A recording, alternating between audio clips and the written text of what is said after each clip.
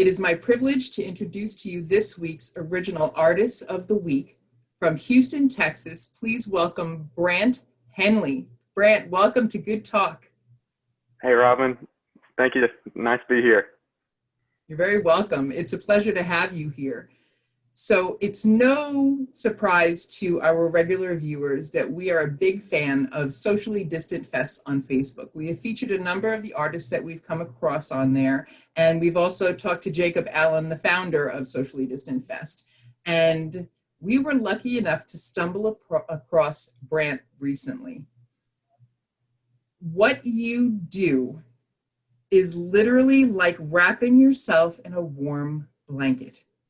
That's how it feels. How you play, how you sing, how you convey the songs, and how you make them your own. It's really incredible. And when we started looking into what it is that you do, it was explained that you have a lot of different influences. I'd like you to elaborate a little bit on that because I experienced it in your live feeds, and I want to talk about it a little bit more in detail. What are some of your main influences, and how did you start out with writing your own songs? Wow. This is what I talk about all the time. So just to keep myself short, some of my main influences, both of my parents are singers. My dad's also a very experienced talker, so I get that from him too. But as far as the music goes, they would sing James Taylor to me as a kid. And that is my first memory, was being sung to sleep in perfect harmony, James Taylor and Carly Simon's version of You Can Close Your Eyes, right? Yeah, I love that. And that version. It's so ingrained in me, and I just can't forget it, even since being a little tiny kid. And so, you know, you start growing up and you hear a lot of different noises, and none of my friends in, you know, elementary or middle school are listening to James Taylor. So I start picking up on NSYNC and whatever else was cool at that time. Not even Justin Bieber. This is before him. It's probably some other Disney star at this point. But I would always go back to that music. A lot of folk artists, a lot of Jim Croce, Carole King, Carly Simon, James Taylor, Neil Young, the Beatles, of course. All of those artists, it just felt very familiar to me, even though no one else around me was really listening to that. So my dad was constantly singing. He's got a lot of influences himself, loves Motown, loves those folky artists. And I guess by osmosis, all of that I was just like a sponge. That makes so much sense to me, you can't possibly imagine. Yeah. Because as we know, music connects us to time and place and people and memories and everything. And what we were drawn to, but especially me, was the warmth that comes out of you. And that's something that James Taylor really cornered the market on in a lot of different ways. Yeah. And I will tell you a little personal side note, James Taylor was my daughter's first live concert and is the mainstream artist that I have seen live the most in my life. It was a yearly tradition with my late mother, and then became a yearly tradition with my daughter and my mother while she was alive at Jones Beach Theater here in New York.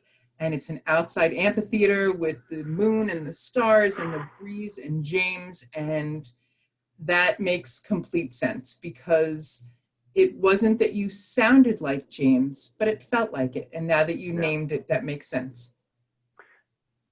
You don't know how jealous I am right now. I still have yet to see James live. Oh, and, wow. I also saw he was supposed to be in town with Jackson Browne. Oh, nice. Probably this past, was that supposed to be this past summer? I'm really hoping we can somehow get together with him again. But at the very beginning of quarantine, everyone's employment was up in the air. I'm a teacher. I'm a social studies teacher here in Houston. And we weren't going to school. We took off for spring break, and then all of a sudden, we're not coming back for the foreseeable future. So, I'm doing what I can do on the computer, but with all that extra free time, you're either just sitting with your thoughts or you're watching Netflix. And I decided it's been way too long since I had those days like I did back in the summers of high school and middle school, where I can just be with my guitar, because it's like an old friend to me. It's just, there's nothing like it. So I was singing a lot of James Taylor. I was doing some of my own stuff, and I posted a video of a cover of Fire and Rain on Instagram, and lo and behold, James Taylor himself saw it. He liked it, put it on his profile. I lost my mind. That's my dude. And you would have found me on the floor. I don't think you. I was screaming, and people didn't know what was wrong with me up in my little corner. How wonderful! But I ran downstairs, and the whole family was. It was a party. And then not only James Taylor, Yo-Yo Ma, of all people, saw my video. Oh, wow. And loved it. I could not believe it. So maybe it's time to start believing it. I'm just saying. That's what a lot of people are telling me. And I struggle with that too sometimes. We're always our own harshest, worst critics. Yes. But maybe everybody's not blowing smoke up your butt. Maybe you're kind of awesome. Just throw it out there.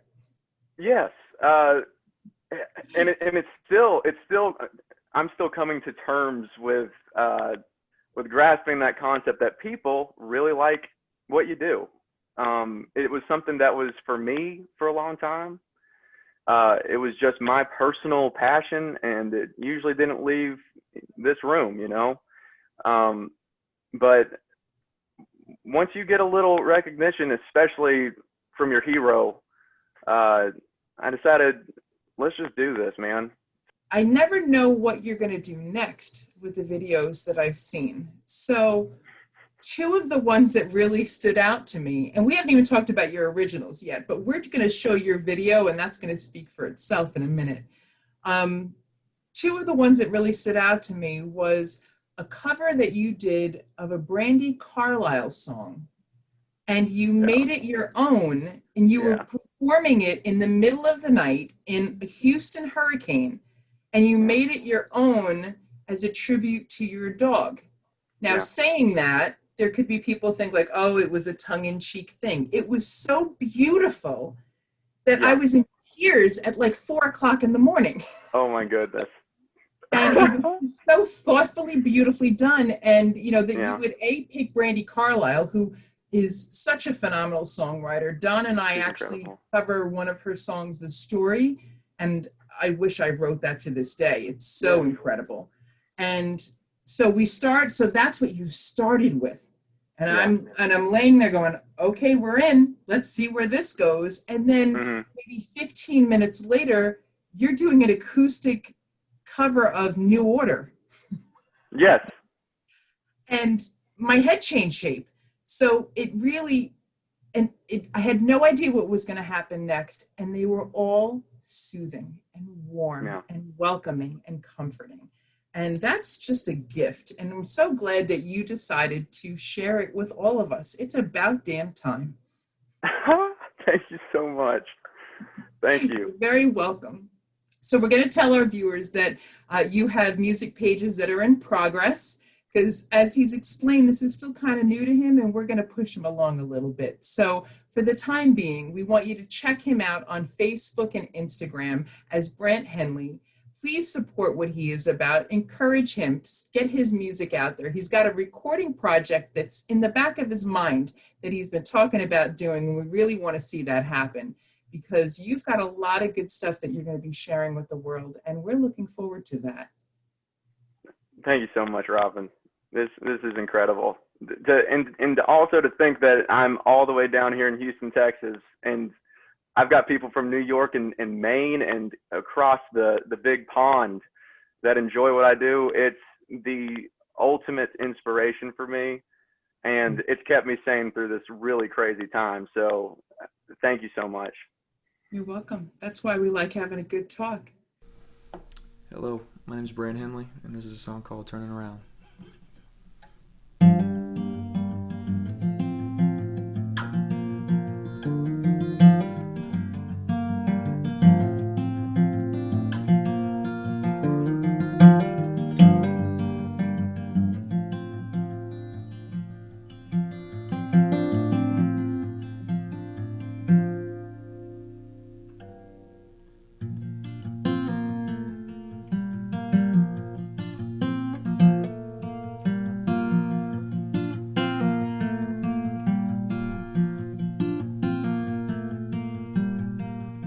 I don't think I'm going there no more. It feels like a painful long course. Every time you're in disguise, what kind of fool am I? I don't think I'm going there no more. Turning around, now my feet are on the ground. Turn around, swift and silent, not a sound.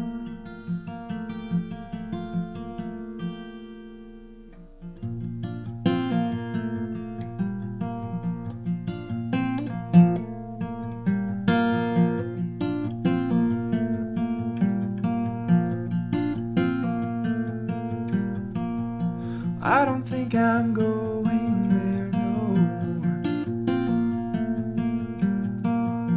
It feels like a revolving door. Every time I turn around, there's blood on the ground. I don't think I'm going there no more. Turning around, now my feet are on the ground. Turning around, swift and silent, not a sound. Turning around, now my feet are on the ground. Turning around, swift and silent, not a sound.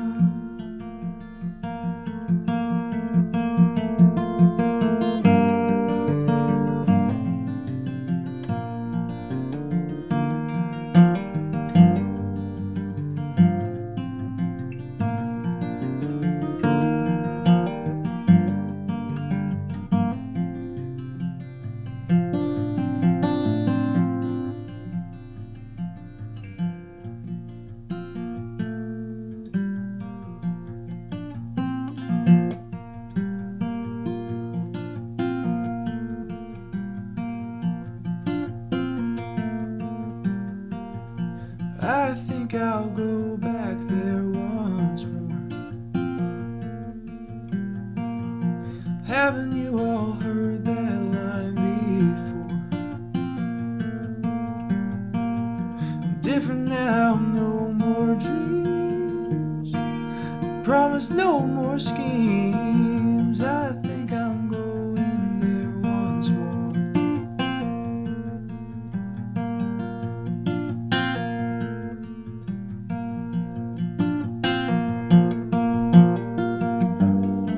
Turning around,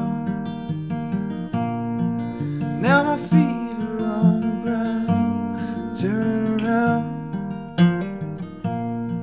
swift and silent, not a sound. Turning around, now my feet are on the ground. Turning around, my own dreams hold me down.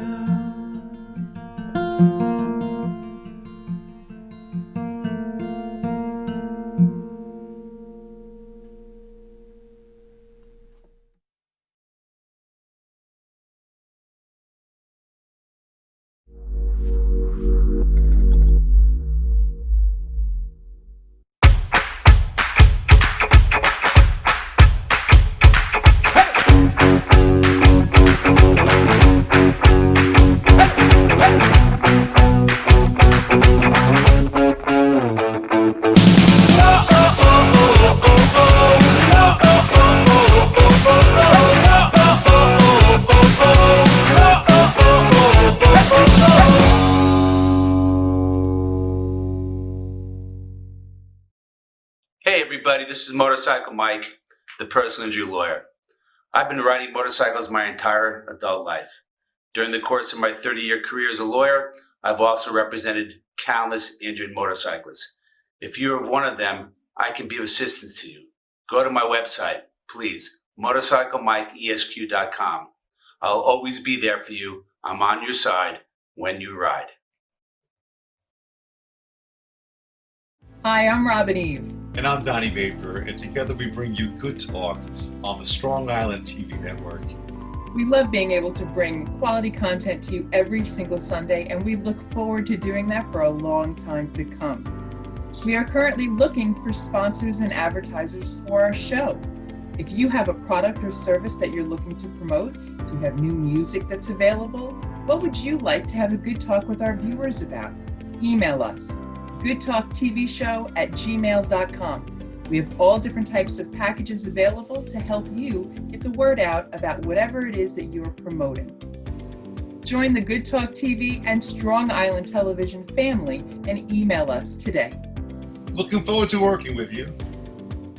Hi everybody, Robin Eve here.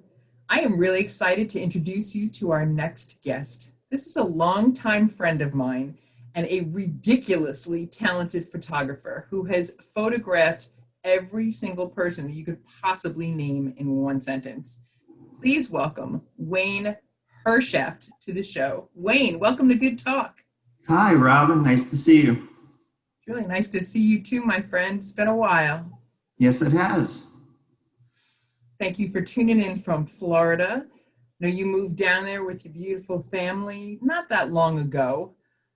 Up here, everybody knows you in a lot of different capacities. You have photographed for Newsday, for a lot of different magazines, and you were the house photographer for the Paramount in Huntington, New York from 2013 until 2018.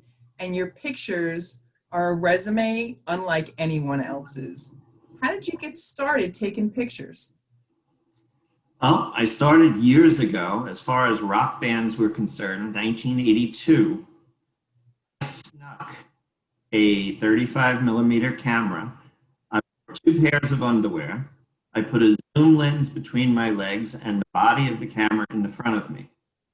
Geraldine and I sat at the far end of the garden and I shot the Rolling Stones. I brought the film to Photomat and I got these beautiful pictures, black background with 5 little pink pieces of rice. That was it. That's all you could see from there. Fast forward to about 10 years ago, I was one of 3 photographers allowed to shoot the Stones at Giant Stadium. So that was a big change. I did it for fun in the beginning. I took pictures of Jethro Tull sneaking a camera in and all of that. Then when everything went digital, I used to go to a place called Someplace Else on, I believe, Route 109, and I found some local musicians there that I can't remember any of their names now, but they were perfectly happy with me photographing them. So I learned shooting under Miller High Life signs and everything else, and that was my light source. There was no stage lighting, so I was forced to learn how to make those people look like they were playing in a garden, and some they should be. I think you were one of the first photographers that ever got a picture of me with a guitar in hand back when I started out in 2003, 2004, and made me feel like a rock star. I don't even know where to start to ask you about highlights in your career, but do you have a couple that stand out that you can share with us? I have some good, yeah. I mean, the Stones was definitely cool. I have a profile picture on Facebook that actually says "Waiting for Bono." The U2 360 tour was like the second huge show that I shot, aside from the Stones. Their stage was almost as tall as Giant Stadium. And just hanging out in between, they had 2 circles that surrounded the drum riser and everything else. And the photographers and security were in between those circles. And I was just like, wow. And the only reason I got there was, so I told the girl that was working with me at Good Times at the time, she was going with her boyfriend. And I said, oh, I always wanted to shoot you too. She left her boyfriend home, gave me the ticket, and got me a photo pass. And it was amazing. What other exciting things? Ian Anderson, Jethro Tull over in England. That was very cool. I was over there, actually did a mini tour with the Straubs. John Ford and the Straubs were doing a few local shows, so I stayed over in England. And in between their gigs was a Jethro Tull gig. I believe it was at Royal Albert Hall, if I'm not mistaken. And I've heard that little place. It was a small little pub. It was cool. It was definitely cool. Always a huge Jethro Tull fan, so that was my first run-in with Ian. Wasn't the greatest. I had given him his son discs at that show of photos and said, if you want to take a look at these. And I got a message through AOL when it existed in full, and it said, we're thinking about we would love to use your pictures in our tour program. Which I was like, and then it was followed by, this is not a paying job. And because I was a huge Jethro Tull fan, I was like, of course. So we did it. And he had to send the pictures through AOL. So I sent them. He told me exactly the specifications and everything else that he wanted. And then he'd email me back and say, you didn't do what I said. You did. So I'd do it again. And then finally, after him getting snarkier and snarkier with me, he finally said, can't you just do as I ask? And I said, okay, there's a problem. I'm not going to snap. And I researched it on what was the beginnings of the internet. And it was something to do with back then, no matter what you sent from a Mac through AOL, got converted into a bitmap image, not a JPEG, and even if it was just being transferred. Huh. I wasn't doing it. I set him up with an FTP. I did everything. Later on down the road, I've dealt with him, and he's like, you're the photographer. Wherever you want to set us up is fine. So it changed a little bit. Yeah, I would think so. So wait a second. I think this guy knows what he's talking about here. Right. Finally. So we're going to fast forward to the Paramount Music Hall. Everybody that you have photographed there is just off the charts, talented. They've toured everywhere, and your photos do nothing but bring them to life. What are some of your highlights in Huntington? Highlights in Huntington. Once I became the house photographer there, in the beginning, it was myself and a pool of photographers. Somebody in the office made a mistake, and there was no photographer for a Steely Dan show. At that point, Adam, who is their marketing director, got in touch with me, and he said, from this point forward, it's just you, unless you can't do a show. And I was like, wow, that was cool. It was very cool. And I shot every genre of music, things that I might not have been crazy about, some shows that I thought were going to be awful. And it was like, wow, that was really good. It wasn't something I would have been listening to. Like, I was not going out of my way to listen to Lil Baby or somebody like that, but I've definitely got to shoot every kind of genre of music there. Some of the artists I got to meet, I did a lot of the meet and greets. One of the funny stories was Peter Wolf from the Jay Giles band. He had a meet and greet. Now these people pay $250, $300 just to get a picture with the guy. There were two people in the meet and greet. Normally, down the road, when we did a meet and greet, it was in a nice area of the venue. For whatever reason, this was out behind the building in the fog. So we go out there. I take pictures. They go to shake his hand. He's like, no. And that was pre-COVID-19. He just didn't want germs. They left. And he goes, Wayne, come here a minute. This is my manager, a tour manager. He goes, I want a picture with you. So he took the camera, shook my hand, which he wouldn't do with the fans, and said, hi, I'm Peter. And we got a picture together. And I thought that was really cool. Wow, that is really cool.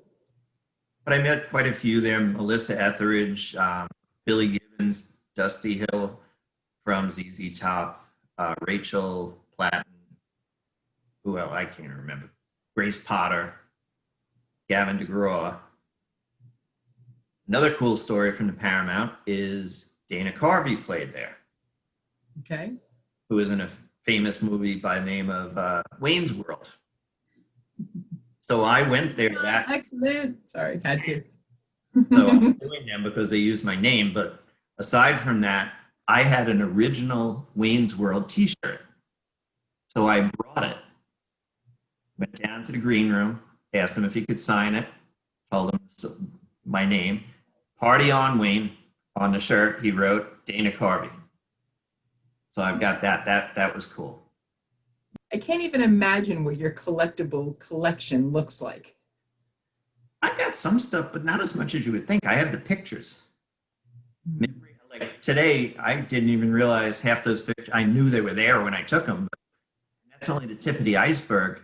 I've got 16 terabytes of storage that I can't access right this second because my main computer is down. So I had to resort to pulling them from an Instagram backup. But there's so many bands that are defunct now. A lot of artists that have passed away. I did a gallery exhibit with Prince, and I actually had a wall of death. That was kind of creepy. But I had AJ Pero from Twisted Sister, Mitch Lucker from Suicide Silence, Lemmy Kilmister from Motorhead. Chester, you had, right? I'm sorry? Chester Bennington, and I'm trying to remember the name of Scott Wyans. We learned today about the passing of Eddie Van Halen, and Yes. I saw an incredible picture that you posted of him as well. Thank you. That was a cool show to shoot. That was when they first got back together. And they had David Lee Roth, and they had kicked Michael Anthony out of the band, and now Wolfgang Van Halen was playing bass. Mm-hmm. That was cool. I was at the Nassau Coliseum. We're going to take a break so we can hear from some sponsors and friends, and we will be right back with more good talk on Strong Island Television with photographer Wayne Herrschaft. Good.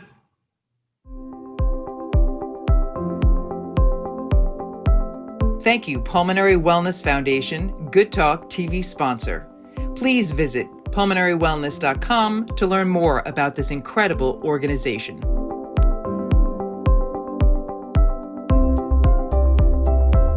Hey, this is Dave Diamond, and I like many things. One of the things I really like is having a good talk with Robin Eve and Donnie Vapor.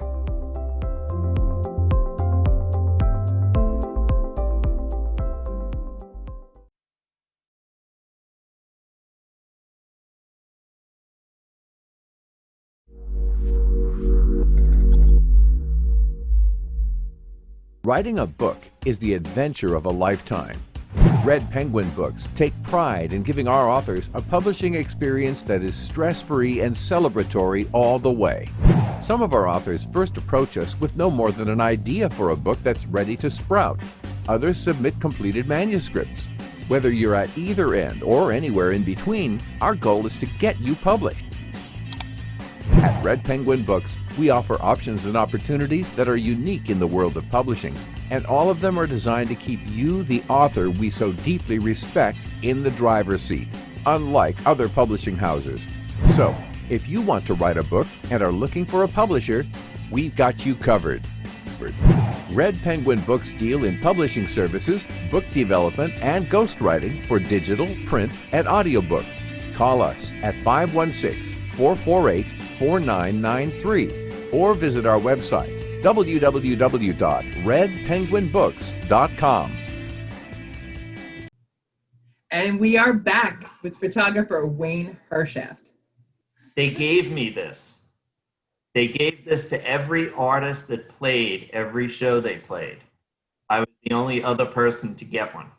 That's so great. So what's his name? Maniscalco, the comedian, was there 8 nights. He got one each night with the date. That's really cool. I didn't know about that. 2013 to 2018. Well, I was thrilled because I walked out my door when we first got down here that Christmas, and it was a box, and I'm like, box is the same size as a brick. And I opened it up, and it was a note, like burned around the edges, and it was really nice. I got that all access pass at the Paramount. That allowed me to talk to tour managers, which is like usually off limits. And I could go down there, and because normally the rules are first 3 songs with most artists. Some are 2, some are 1. And I would go down there and say I'm the house photographer, and 99% of the time they're like, yeah, do what you want.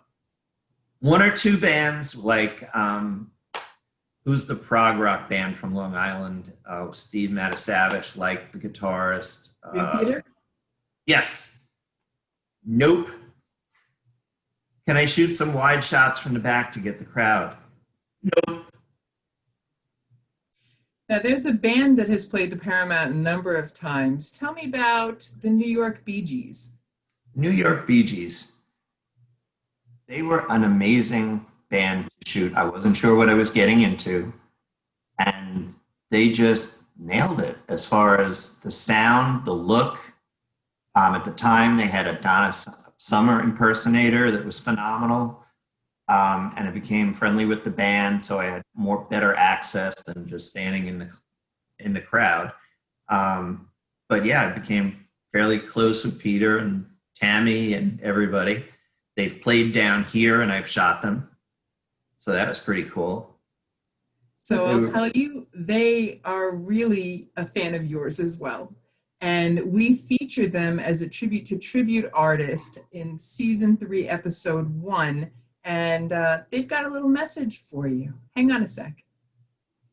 Hey, Wayne, how you doing, brother? How do you love in Florida? He has been a photographer for us at the Paramount in Huntington for years. He is an amazing, amazing talent. So I hope you're doing well. I'll see you when we're down in Delray. And we usually hook up when we're down there. So see you, miss you, and you are a tremendous talent. Nice. Love you, Wayne. Cool. Very cool. Thank you. You're welcome. It was such a treat to go on their website and to see that there was a whole page that was dedicated to you. It didn't surprise me in the least, just made us really excited. I loved shooting tribute bands, especially, I mean, they were one, but I mean, I shot 2U, and then I shot War Child, which was a Jethro Tull tribute band, and there were 1 or 2 others. And Newsday got in touch with me because they wanted to compare the tribute band to the artists. So they took my photos from the tribute bands and compared them to Ian Anderson, Bono. I think there was something for a Dave Matthews band called Ants Marching. So they put that all together, and they were side-by-side pictures of Ian Anderson back when he had the long hair and the beard, and that's what the singer at the time of War Child looked like. And it was Pepe Marcello's son who played Bono for 2U, and he nailed it. So it was cool seeing them, how they put it all together. And who was the other one? There was one more that was big. Hammer of the Gods with Led Zeppelin. Oh yeah, that's a great tribute. Yeah. But that was a lot of fun. I mean, I used to shoot for Newsday, but I got some fun assignments. It was a little weird because they set me up with a sports writer for that, but that was Newsday. Now, you have literally shot everybody that I can think of, from Aretha Franklin to Olivia Newton-John, Rod Stewart, Aerosmith, Metallica, everybody. Who haven't you shot that you wish that you could? Green Day. I bet they'd be a lot of fun. Green Day, who else?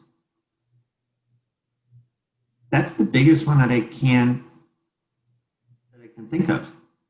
Bands that I wanted to always shoot, I shot. I wanted to shoot The Who, The Stones. The Who, I wanted to get Pete Townsend doing his famous windmill with the guitar, and I got that, so I was thrilled.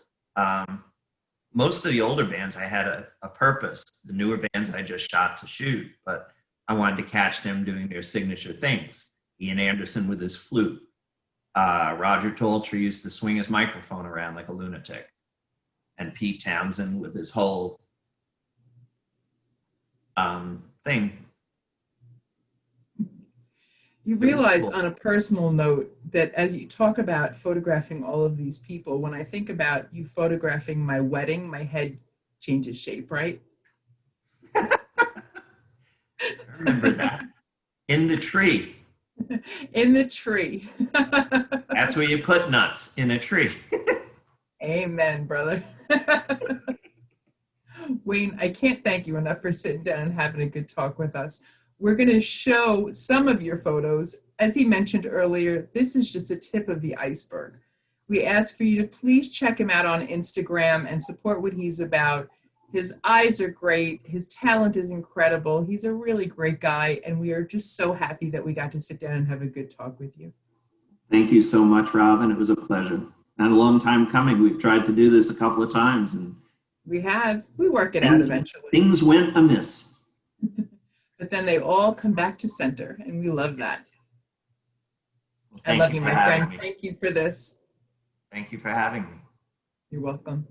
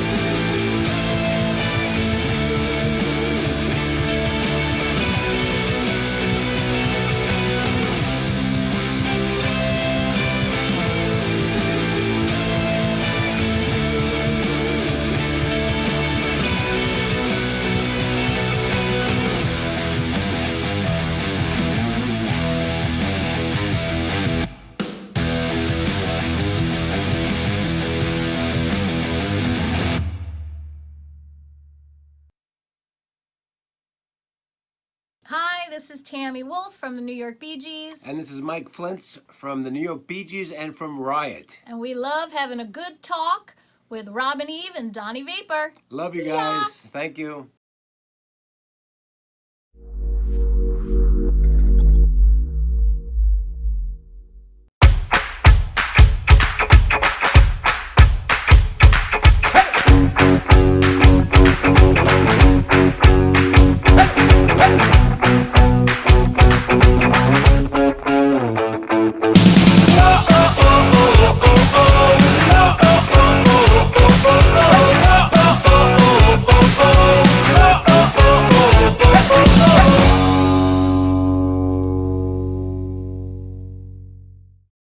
We are really happy to introduce you to our next guest. This is Theresa Parker, and she goes by Tess. She is an artist unlike any artist that we have met before. She is a therapeutic muralist, and my husband crossed paths with her recently while she was creating a mural on the side of a building that was absolutely incredible. And that is just the tip of the iceberg. Tess, welcome to Good Talk. Thank you. Thank you for having me. I'm excited to be here. It's our pleasure. When we looked into your art, we couldn't believe what we saw. The depth, the color, the emotion, every little detail that you put into your paintings were just stunning. And that's just from seeing pictures online. What they look like in person is a whole nother level and a whole nother matter. You have used your art in a lot of really interesting ways. Tell us a little bit about how you started out with sharing your art with the world. Well, let's see. I mean, I have been creating art for as long as I can remember. My parents actually love to tell the story that I actually got in trouble in preschool because I would bite the kids that would try and take the easel from me. So I guess it's always kind of been my thing. I should say so. Right. And I started very, very young. And I think originally it had started out as just something that I enjoyed. And eventually, as I got older, I realized I was using it as an active coping skill. It helped me de-stress. It helped me calm down. It helped me deal with my own anxieties. It helped me really center myself. It's almost meditative. Like I'll enter a flow state. It helps me really reevaluate whatever it is that is bothering me or any current obstacles that I may be going through at that time. And I realized that it was my own form of therapy that I had discovered. Then in high school, I learned about art therapy. And then that was it. From there, that's just right through career path from, I guess I knew since I was about 16 years old that this is what I wanted to do. And I had been selling my own paintings since high school. So I've kind of grown a network for about the past 10 or 15 years locally for art. And I just became a licensed business last year. That's wonderful. Congratulations on that. Thank you. We find that to be very inspiring. Not only that you took the time to delve in and see what the art and creating the art was doing for you personally, but then you looked into ways to expand on that so you can help others through it. I had never heard of Therapeutic Muralist before, and that's what you are. And that's your website, is therapeuticmurals.com. Tell us how you are helping others with your art. Other than by just the basic enjoyment of people going to see others' art, I specifically tailor my murals, not every single one, but there's a specific type of therapeutic mural. For example, I will paint a mural inside an inpatient psychiatric unit, a pediatric ward, an inpatient rehab, and at times even a sensory room for children with autism. So they're usually always tailored specifically for emotional reaction. So it's very important to take certain colors, tone, content, every little aspect into play when creating this, because there's just a lot to it. It doesn't seem like much, but every little thing matters in it. Well, they're going to respond to the feel of the painting. And what stood out to us the most was the feeling that came out of your paintings. We own one of her paintings now, and we're so happy to have it. And what we loved about it, when you look on her website, you will see towards the bottom, there's a picture of a wave. And it looks like you are in the middle of it. And it just feels so cleansing and powerful and empowering. And the colors and the swirls and all of it, it just made us feel something.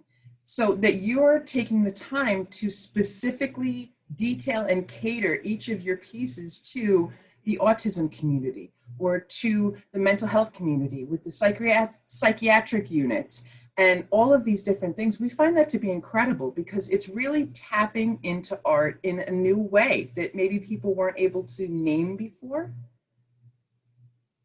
Thank you. I appreciate you noticing that because there really is such a huge correlation between creativity and mental health, self-expression and mental health, and not even mental health in the term that you would need to have a mental health diagnosis or suffer from a mental illness in order to be creative or in order for it to work for you. It can be, like I had said, how I realized it myself, just it being an active coping skill for me, a sense of relaxation, a sense for self-discovery and understanding of what's going on with me. It kind of gives you like emotional intelligence in a way. Yeah, I like that description. Well said. Tell me a little bit about some of the feedback that you have gotten from the people in these communities on your pieces. I have yet to hear something bad, which is good. So that's a good start so far. True story. I definitely have noticed something about my pieces since I transformed kind of from large scale paintings into murals about 3 years ago. And it has to do mainly with perception. I notice the larger scale I work, the better handle that I have at skewing the perception. And that's become a really big thing for me because I've noticed that I'm able to kind of transform a space with that. So other than just with imagery and tone and color, I really keep perception into the process, which has made it so important and kind of eye-opening for myself and in my skill level. So that's been something I've been, I guess proud of and noticed, and also been getting a lot of positive feedback from where people have said like, wow, it looks like it's actually popping out. It looks 3D. And when people say that, I'm like, thank you. I've been really trying. I've been really working on this. Now, I see that you have dabbled in all different types of art. You've worked with all the different mediums. What made you gravitate towards painting?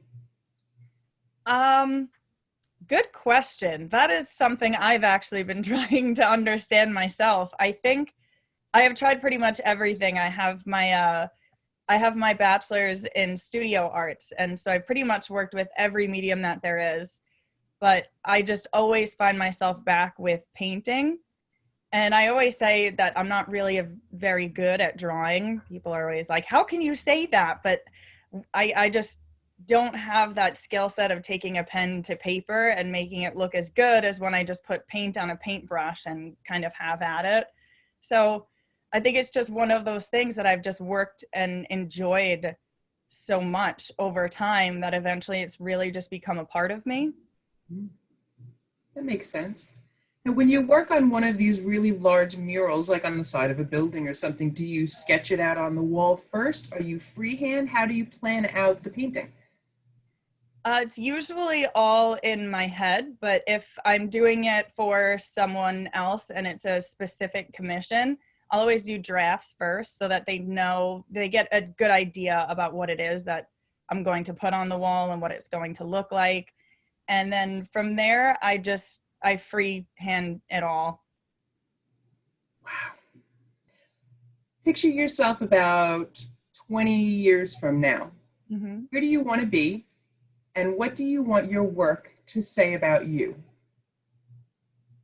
That is a really great question. One of Donnie's favorites. Yeah, this is a great one.